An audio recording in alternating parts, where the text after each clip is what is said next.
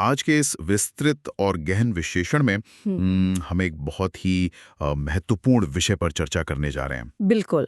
और अक्सर हम देखते हैं कि राजनीति विज्ञान के जो सिद्धांत होते हैं वो बस किताबों तक ही सीमित लगते हैं। हाँ, मतलब ऐसा लगता है कि उनका हमारी असल जिंदगी से क्या ही लेना देना है। सही बात है।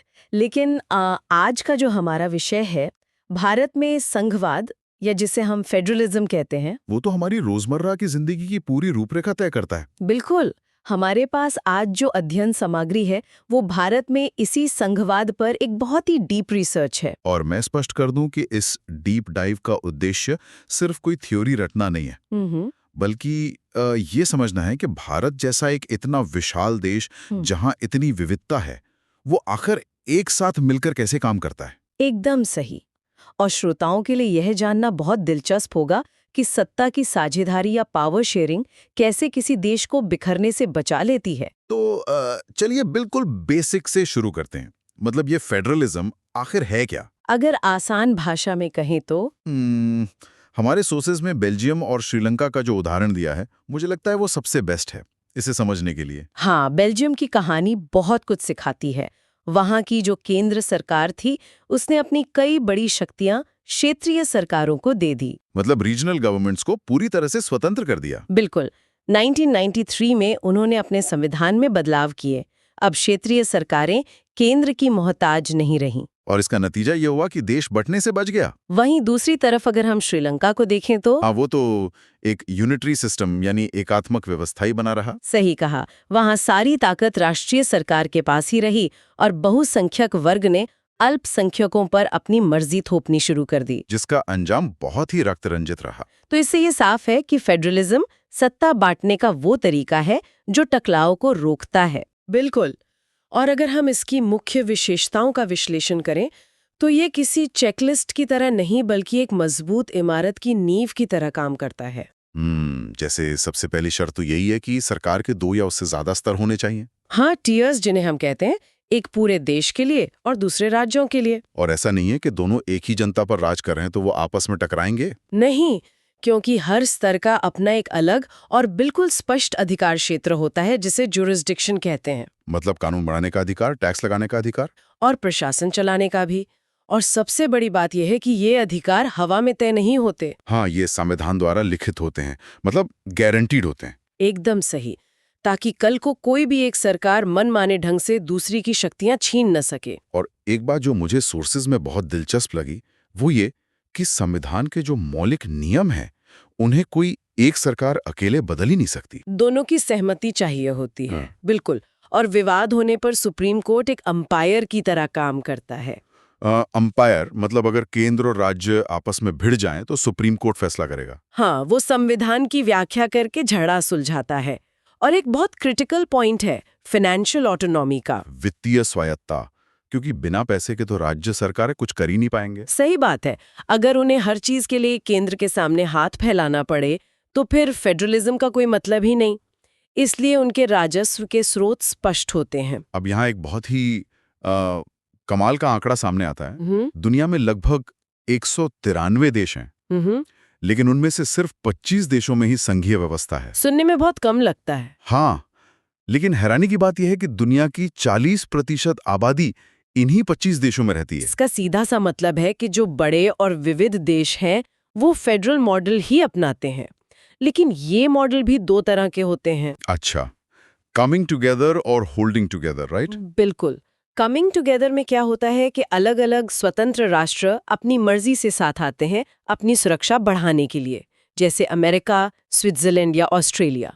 यहाँ तो राज्यों के पास समान ताकत होती है और वो काफी स्ट्रांग होते हैं। हाँ, लेकिन दूसरा मॉडल है होल्डिंग टुगेदर, जो भारत, स्पेन और बेल्जियम में है। इसमें एक बड़ा देश अपनी शक्तियों को केंद्र और राज्यों में बांटता है। और इसमें अमूमन केंद्र सरकार ज्यादा ताकतवर होती है और राज्यों की शक्तियां हमेशा बराबर नहीं होती। तो इसी पॉइंट से अगर हम भारत के मॉडल पर आएं, मतलब आजादी के समय तो बहुत खून खराबा और बंटवारा हुआ था। उस नाजुक माहौल में इस व्यवस्था को अपनाना एक बहुत बड़ा फैसला था। और सबसे मजेदार बात यह है कि हमारे संविधान में कहीं भी फेडरल शब्द का इस्तेमाल ही नहीं है। इसे यूनियन ऑफ स्टेट्स कहा गया है। लेकिन इसका जो काम करने का तरीका है वो पूरी तरह से फेडरल है।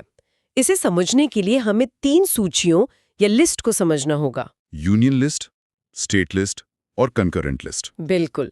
यूनियन यानी संघ सूची में वो विषय हैं जो पूरे देश के लिए अहम है। जैसे देश की रक्षा, विदेशी मामले या बैंकिंग। हाँ, क्योंकि पूरे देश में एक समान नीति होना जरूरी है, तो इस पर सिर्फ केंद्र कानून बनाता है। और स्टेट लिस्ट में वो चीजें हैं जो सीधे आम आदमी से जुड़ी हैं, जैसे पुलिस, खेती या व्यापार, जिन पर सिर्फ राज्य सरकार का अधिकार होता है।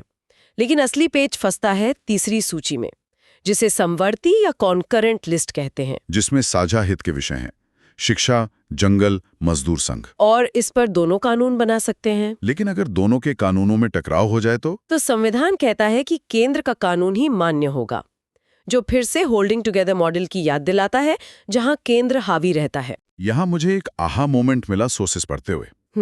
मतलब संविधान तो 1950 में बना था, तो जो चीजें तब थी ही नहीं, जैसे कंप्यूटर सॉफ्टवेयर या मान लीजिए आज के दौर का एआई, उन पर कानून कौन बनाएगा? हमारे संविधान निर्माता बहुत दूरदर्शी थे।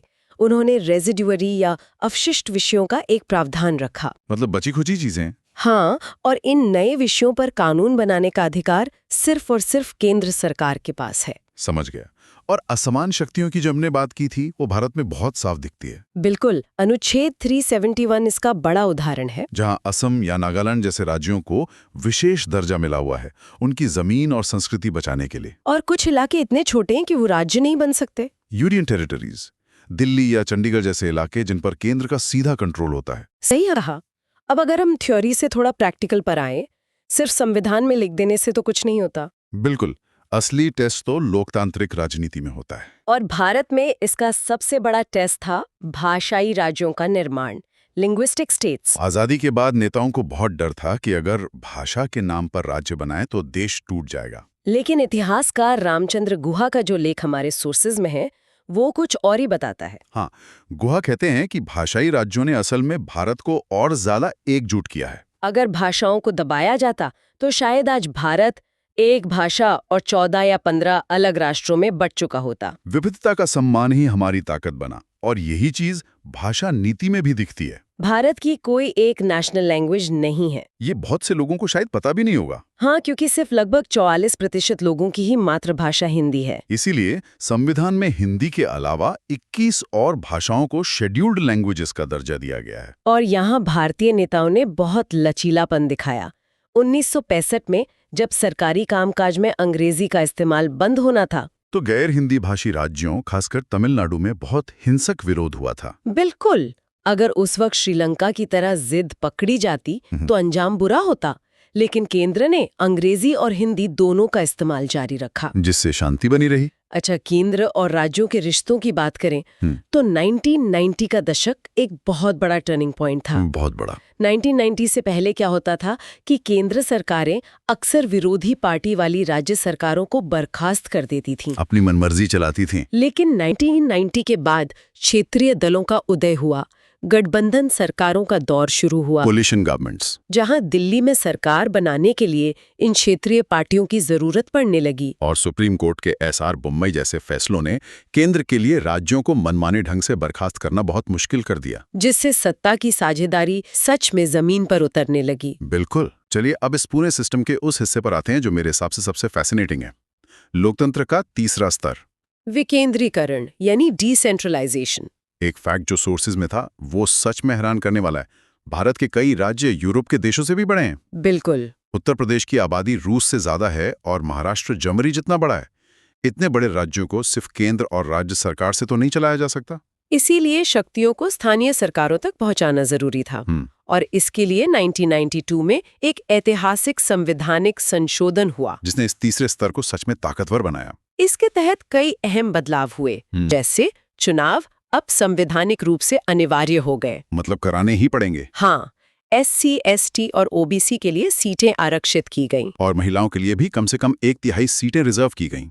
चुनाव कराने के लिए राज्य चुनाव आयोग बना और राज्यों को स्थानीय निकायों के साथ पैसा और शक्तियां शेयर करनी पड़ी। अगर इसे आसान भाषा में कहें तो गांव में पंचायती राज व्यवस्था लागू हुई, जहां ग्राम पंचायत, फिर ब्लॉक स्तर पर पंचायत समिति और जिला स्तर पर जिला परिषद होती है। और शहरों में नगर पालिकाएं और बड़े शहरों में नगर निगम, जिनके हेड मेयर होते हैं। और अगर हम इसके स्केल की बात करें तो ये दुनिया का सबसे बड़ा लोकतांत्रिक प्रयोग है। हमारे पास स्थानीय सरकारों में लगभग 36 लाख चुने हुए प्रतिनिधि हैं।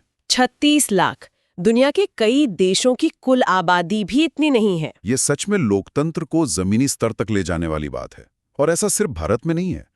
हमारे पास ब्राजील का भी एक उदाहरण है, पोर्टो एलेग्रे शहर का, जहां 13 लाख नागरिक सीधे तौर पर शहर का बजट तैयार करने में हिस्सा लेते हैं।